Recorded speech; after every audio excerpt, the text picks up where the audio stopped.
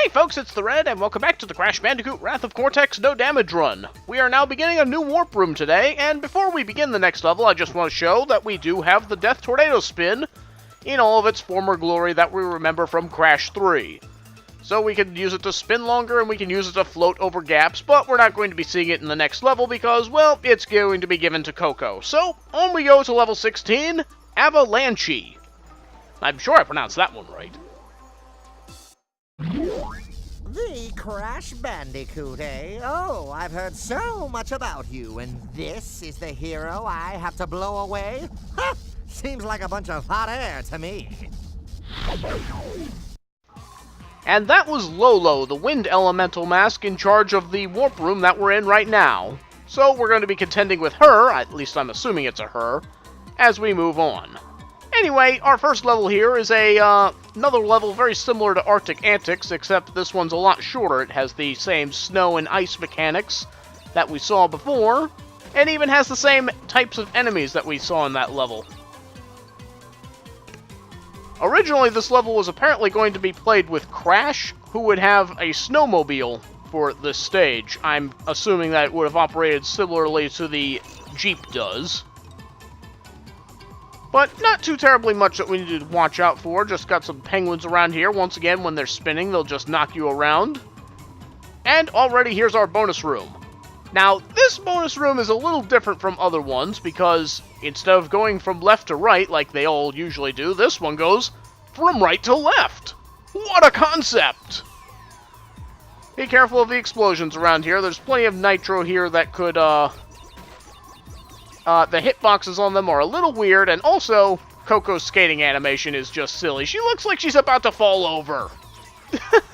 I don't know why I find that so funny, it just is. Also, I dare say they missed an opportunity here, because that line of TNT will be set off up ahead, and they could have set up this challenge so you have to try and break these boxes and then run across before it all gets set off, but you can literally just jump over that gap, so there's no threat at all. Just wait for the explosions and then jump across. Oh well, missed opportunity for a challenge, I guess. Like I said, the nitro hitbox detection is kind of wonky, so you don't want to get too close to these things. Like, if you stand more than half a block into the one that I'm standing on right now, like if I stepped any further forward, the game would deem me touching the nitro somehow, and I would wind up taking damage that way. I'm not sure why that is. But yeah, the hit detection on nitro in this game is kind of weird. Anyway, moving on.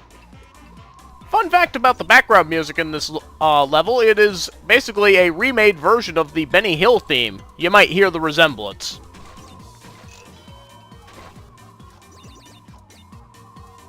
Anyway, as we head on down this hill, once you start going downhill, you suddenly realize that you're on ice, and you won't actually be able to stop yourself from going into the nitro as you skate your way down here, because you can kind of slow yourself down, but that's about the best you can do. So watch out for those, watch out for the penguins, and just steer yourself towards the bottom and you should be okay. Guess I gave all those guys the slip. But now we come on to the titicular part of this level, and for this part we are going to jump onto Coco's snowboard as we skate away from a giant avalanche. At the same time, we need to move between these flagpoles, and if we can get through all 22 of them, we'll be able to get a special gem at the end. The snowboard operates pretty much exactly like the scooter did back in Tsunami. So you hold the circle button and you can speed yourself up a bit, which is necessary to outrun the avalanche that's chasing us. The avalanche is also taking out all the boxes along the way, so you don't need to worry about breaking all those. I would just focus on trying to get between the flags. It's always red on the left and yellow on the right, so you can use that to give yourself some guidance as to where you need to steer yourself. Not a terribly long or hard section, but it's kind of neat. Anyway, we got all the collectibles that there are to get here, so we're done. Fun fact, you can actually backtrack to those last two flags in case you missed them after you come off the snowboard, so you don't have to worry too much about them.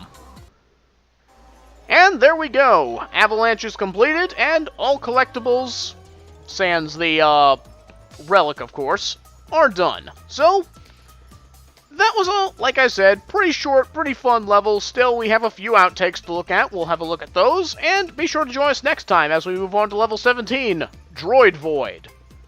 Why do I have a feeling I'm not going to like this level? Oh well, we'll find out soon enough. See you then! This is actually a pretty short level. Oh. See, it was over already! Not too terribly much that we need to watch out for. Just a few, small enemies. I should not have broken that. Now I can't get to this. Ah, nuts. Nice planning there, Red!